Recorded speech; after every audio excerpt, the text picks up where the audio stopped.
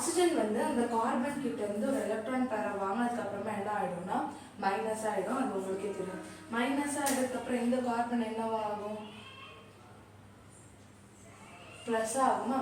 So இப்போ என்ன ஆகும்னா இந்த சி மைனஸ் வந்து சி பிளஸ் வந்து பாவமாக இருக்கு அப்படின்னு சொல்லிட்டு இந்த சி மைனஸ் வந்து இந்த சி பிளஸுக்கு வந்து எலக்ட்ரான் பேரை டொனேட் பண்ணி இங்கே ஒரு பாண்ட் ஃபார்ம் பண்ணிடும். ஓகேவா? இந்த ஸ்டெப்பருக்கு கரெக்டாக புரிஞ்சு இதுதான் என்ன சொல்லுவாங்கன்னா ஆல்காக்சைடு அயன் அப்படின்னு சொல்லுவாங்க. ஆல்காக்சைடு அயன்னா என்னங்க? எக்ஸாம்பிளுக்கு இப்போ வந்து NaOH இருக்குன்னு வச்சுக்கோங்க. இதுல இருந்து H பிளஸ் மட்டும் போயிடுது. ஓகேவா? அப்போ வந்து உங்களுக்கு NaO plus H plus கிடைக்கும். NaO minus plus H plus. So இதுதான் என்ன சொல்லுவாங்கன்னா ஆல்காக்சைடு அயான் அப்படின்னு சொல்லுவாங்க. இப்போ வந்து ஸ்டெப் 3 நம்ம என்ன பார்க்க போறோம்னா இந்த காம்பவுண்ட் நமக்கு ஃபார்ம் ஆகிக்கல நான் அப்படியே போடுறேன். ஓகேவா? இங்க வந்து HOH திடீர்னு போட்டுப்பாங்க. உங்களுக்கு டவுட் வரல என்ன HOH போட்டுருக்காங்க அப்படின்ட்டு. இந்த H2 இருக்கு இல்லையா, அதுதான் எப்படி போட்டுருக்காங்கன்னா HOH. இதுல எல்லா ரியாக்ஷன்ஸும் ஒரே கண்டெய்னர்ல தான் நடக்கும்.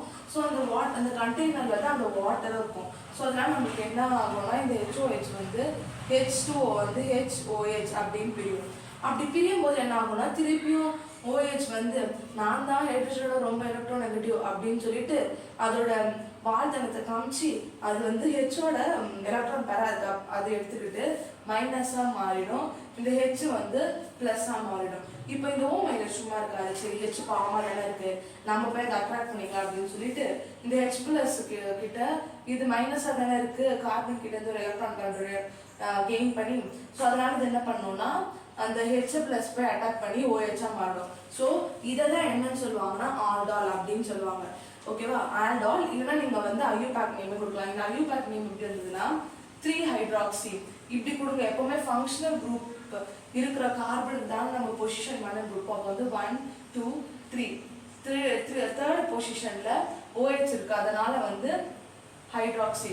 நீங்க ஃபங்க்ஷனல் குரூப்புக்கு இம்பார்ட்டன்ஸ் கொடுக்கும்போது எப்படி இருக்கும்னா ஃபர்ஸ்ட் வந்து மோஸ்டா COOH ஃபர்ஸ்ட் கொடுப்பாங்க, அதுக்கப்புறமா CHO, அதுக்கப்புறமா தான் OH. இங்க பாத்தீங்கன்னா OH இருக்கு CHO இருக்கு. ப்ரிஃபரன்ஸ் எதுக்கு அதிகமாக கொடுப்பாங்க? ஃபர்ஸ்ட் CHO விட OH விட CHO தான் கொடுப்பாங்க. அதனால தான் அதை வந்து சஃபிக்ஸ் ஆட் பண்ணியிருப்பாங்க. இந்த ஆல்கஹால் வந்து நம்ம ஒரு சப்ஸ்டியூட்டா கன்சிடர் பண்ணியிருக்கோம். அதனால வந்து அதுக்கு வந்து ஒரு ப்ரிஃபிக்ஸ் இடத்துல நம்ம வந்து இடம் கொடுத்துருக்கோம். ப்ரிஃபிக்ஸ் இடத்துல அந்த ஆல்கஹால் போட்டிருக்கோம். அப்போ வந்து என்னது தேர்ட் பொசிஷன்ல ஆல்கஹால் இருக்கு. நெக்ஸ்ட் வந்து தேர்ட் பொசிஷன்ல ஆல்கஹால் இருக்கிறதுனால ப்ரிஃபிக்ஸ்ல வந்து ஆல்கஹால் வரும்போது என்னன்னு போடும்? ஹைட்ராக்சி அப்படின்னு போடும். தேர்ட் பொசிஷன்ல ஆல்கஹால் இருக்கிறதுனால ஹைட்ராக்சி. பியூட்டனல் 1 2 3 4 கார்பன், அதனால பியூட்டேன். அந்த E எடுத்துட்டு ஃபங்க்ஷனல் குரூப் ஆல்டிஹைடு இருக்கிறதுனால அல்லுன்னு ஆட் பண்ணியிருக்கோம். ஓகேவா? ஆல்டிஹைடு இருக்கிறதுனால அல்லுன்னு ஆட் பண்ணியிருக்கோம். ஸோ இதுக்கப்புறமா வந்து ஒரு டீஹைட்ரேஷன் ஸ்டெப் இருக்கு. நெக்ஸ்ட் வந்து இங்க பாத்தீங்கன்னா இந்த OH இருக்கு இல்லையா, இந்த OH வந்து இங்க தனியா போச்சுன்னா இந்த OH என்ன பண்ணோம்னா திருப்பி இந்த Na+ இருக்கு இல்லையா, இந்த Na+ஓட கம்பைன் ஆகி NaOH அப்படின்னு சொல்லிட்டு போயிட்டோம். இதுக்கப்புறமா ஒரு டீஹைட்ரேஷன் ஸ்டெப் இருக்கு, அதை நம்ம பார்க்கலாம். இப்போ கீழே வந்து நான் உங்களுக்கு டீஹைட்ரேஷன் ஸ்டெப் எழுதியிருக்கேன், அதை பாருங்க. இப்போ நம்மளுக்கு இந்த 3-ஹைட்ராக்சி பியூட்டன் இருக்கு, அதை அப்படியே இங்கே எழுதிட்டேன். இப்போ இங்க என்ன நடக்குதுன்னா டீஹைட்ரேஷன் நடக்குது. டீஹைட்ரேஷன் உங்களுக்கு என்னன்னு தெரியும்? Removal of water. அதை வந்து ஒரு டீஹைட்ரேட்டிங் ஏஜென்ட்ஸ். எக்ஸாம்பிள் டீஹைட்ரேட்டிங் ஏஜென்ட்டுக்கு நான் சொல்லியிருப்பேன் உங்களுக்கு நிறைய தடவை. H2SO4, அதுக்கப்புறமா வந்து H3PO4. இதெல்லாம் என்ன சொல்லுவாங்க? டீஹைட்ரேட்டிங் ஏஜென்ட் அப்படின்னு சொல்லுவாங்க. ஒரு மினரல் ஆசிடை நம்ம ஹீட் பண்ணும்போது வாட்டர் ரிமூவ் போகும். அப்போ வந்து இங்க நல்லா பாருங்க, இங்க ஒரு OH இருந்தது இல்லையா, அதை இங்க போட்டுட்டேன். இந்த CH2 நம்ம எப்படி எழுதலாம்? CHH எழுதலாம். இந்த அட்ஜசன்ட் சைட்ல இந்த OH இருக்கிறதுனால இது ரெண்டும் சேர்ந்து வாட்டரா எலிமினேட் ஆயிடும். அதாவது இது வந்து இந்த பாண்ட் எடுத்துக்கிட்டு மைனஸா போயிடும், இது வந்து கார்பன் இந்த பாண்ட் எடுத்துக்கிட்டு H+ தனியா விட்டுரும். அப்போ வந்து இது என்ன மாறும்? பிளஸ்ஸா மாறும், மைனஸா மாறும். அப்போ இந்த C என்ன பண்ணணும்னா இந்த பாண்ட் இருக்கு இல்லையா, இந்த மைனஸா மாறின பாண்டை இங்க நடுவில் ஷிஃப்ட் பண்ணிடும். அப்போ உங்களுக்கு இந்த மாதிரி ஒரு காம்பவுண்ட் கிடைக்கும். இதை என்னன்னு சொல்லுவாங்கன்னா குரோட்டனாலியே அப்படின்னு சொல்லுவாங்க. இது ரொம்ப ரொம்ப இம்பார்ட்டன்ட், இதை பார்த்துக்கோங்க. குரோட்டனாலியே இதுக்கு முன்னாடி ஐ திங்க் ஆல்கஹால்ஸ்ல கூட வந்திருக்கும் ஃபர்ஸ்ட்ல, அதை நான் உங்களுக்கு ஃபர்ஸ்ட்ல வந்திருக்கோம் குரோட்டனாலியன்ட். அது ஒரு இம்பார்ட்டன்டான ரியாக்ஷன், இது ஒரு இம்பார்ட்டன்டான ரியாக்ஷன். ஸோ படிச்சுக்கோங்க.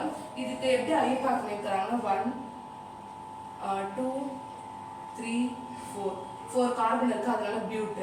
செகண்ட் பொசிஷன்ல ஈன் இருக்கு, அல்கீன் ஈன் இருக்கு, ஸோ அதனால ஈன்.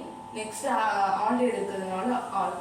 ஸோ இந்த கொஸ்டின் அவ்வளோதான் friends and my dear students. இதை வந்து என்ன சொல்லுவாங்கன்னா ஆல்ஃபா பீட்டா அன்சாச்சுரேட்டட் ஆல்டிஹைட் அப்படின்னு சொல்லுவாங்க. ஓகேவா?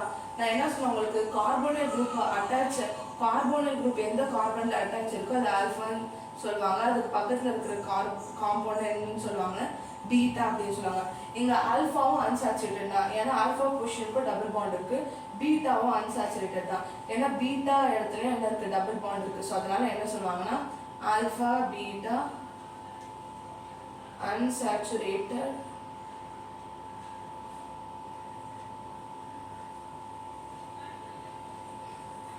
காம்பவுண்ட் அப்படின்னு சொல்லுவாங்க. ஸோ இந்த கொஸ்டின் அவ்வளோதான் மை டியர் ஸ்டூடெண்ட்ஸ்.